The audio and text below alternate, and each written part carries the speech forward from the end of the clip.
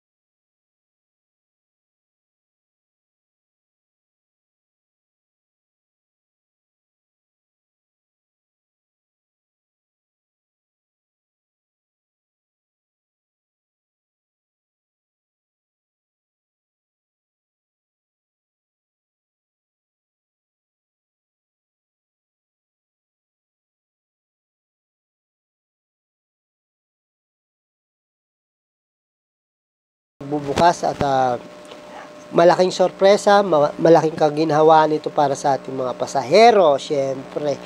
Dahil ako naman isa, nagtatrabaho talaga ako dun sa sabing LRT is pinagmamalaki ko po dahil ito yung transportasyon na most reliable, convenience at syempre mura, mabilis at may sarili kang daan. So hindi ko naman dinidiscriminate yung mga jeep, bus, scooter, taxi, whatsoever. Siyempre, umuusad ang panahon, kaya umuusad din ang teknolohiya ng mundo. Hindi lahat permanente. So, ayan po. Kaya sinamantala ko na pumunta dito Baclaran para ipakita kung ano nga ba ang possible na mangyayari kung bukas ng ating Line 1 Cavite Extension. Dadami po ang tao. Mas lalong dadami ang tao sa Baclaran dahil, sabi ko nga kanina, easy to access na, easy to ride, easy to puntahan ng Baclaran. So, ayan po. Ito po yung maaaring mangyari. Pwede na kayo mag-shopping na mas maaga. Katulad nitong ginagawa ko. Hindi po ako nagsha-shopping. Naggagala lang po ako dahil, siyempre, content na rin. Yeah. Ito, napakarami pong mabibili dito sa Baclaran. Hindi pa man Pasko, hindi pa man November. Magno-November pa lang, napakarami hong mabibili. Para sa inyong mga asawa't anak, mga inaanak o anakan pa lang, marami po dito damit, sapatos, relos, sing-sing, alahas, pantalon, kung ano-ano pa. Yan po ay yung ating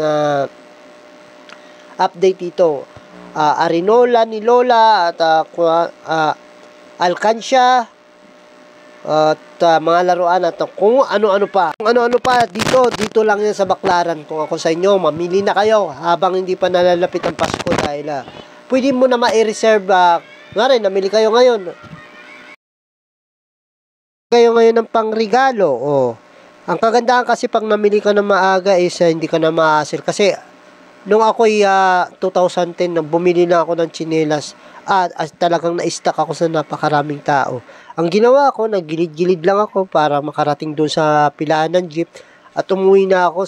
Sobrang dami ng tao. Kaya ang payo ko sa inyo, kung kayo magsha-shopping dito sa Baclaran, huwag na kayo magdala ng mga bata.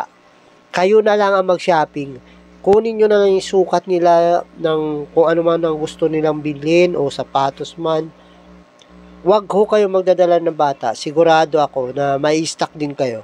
So, ito nga po yung mga katanungan ko, ano? What if kung bukas na ang Line 1 Cavite Extension? Siyempre, dadami ang tao, kukunti ang pasaheros ng jeep, dahil easy to access na nga papuntang Baclaran. Ang benefits kasi nito, sasaya yung buong pamilya. Sasaya yung mga nahihirapan magbiyahe. Yun lang naman. Kung ikay naman sanay na sa jeep at nahihirapan ka rin umakyat dun sa LRT o nahihirapan ka rin na sumakay dahil syempre kung ikay taga Parañaque, di ba? Sasakay ka pa rin ng jeep papuntang Dr. Santos. Papasok ka dun sa may SM. Kung ikay naman na taga Las Piñas, papasok ka rin, sasakay ka rin kasi parang nasa gitna siya sa likod ng SM o sa gilid ng Vista Mall. Sasakay ka pa rin ng jeep papuntang Dr. Santos. Sigurado ako magiging matraffic. So, sa mga commuters, napakalaking ginhawa po ito sa totoo lang. Mabibili na natin or hindi man mabili, mapupuntahan na natin yung ating gustong puntahan party dito sa Maynila. Hindi na tayo mahihirapan. Malaking ginhawa sa mga estudyante, businessman, mga nagtatrabaho sa Maynila. Kasi ako, Cavite ako, nagtatrabaho ako sa Maynila. Talagang napaka-convenient po at napakalaking ginhawa kung ako'y nag-LRT dahil bukod sa malamig na, mabilis pa at mura pa. So, ayan po, so may mga pagbabago talaga sa pagdating sa sa transportasyon dahil hindi nyo na maitatanong, napakaginhawa po nitong ating LRT. Yun po ang pagbabago. Maaring manibago kayo dahil mabilis, malamig. Kung kayo naman yung tuhod nyo, may mga option naman tayo na paano umakyat kasi medyo talagang mahahaba yung hagdan doon sa ating istasyon, ano? Pero may mga option naman tayo kung paano papanike. May elevator tayo at escalator. Kung kayo naman nagka-cardio, pwedeng pa-practice yung hagdanan na yun na mahaba sa mga nagka-cardio, yung mga tuhod na ma-practice yung tuhod nila. Pwede po yun. So, ayan po, mga kaibigan, update lang po natin sa LRT. Abangan po natin yung pagbubukas nito. Wala pa ho akong definitely na ibibigay na petsa. Bali sorpresa. So, ito nga po, ang mga katanungan ng iba. Ang katanungan ko pala, what if kung bukas na ang Line 1 LRT Cavite Extension. So, ayan po mga kaibigan. This is Marsolo once again. Kung hindi ka pa nakapag-subscribe, please naman like and share. At hit mo yung notification bell para updated tayo kung saan man tayo magtungo. I-update ko kayo kung saan man tayo magpunta, mag-long ride tayo, kung saan man tayo magpunta probinsya. Basta support lang po.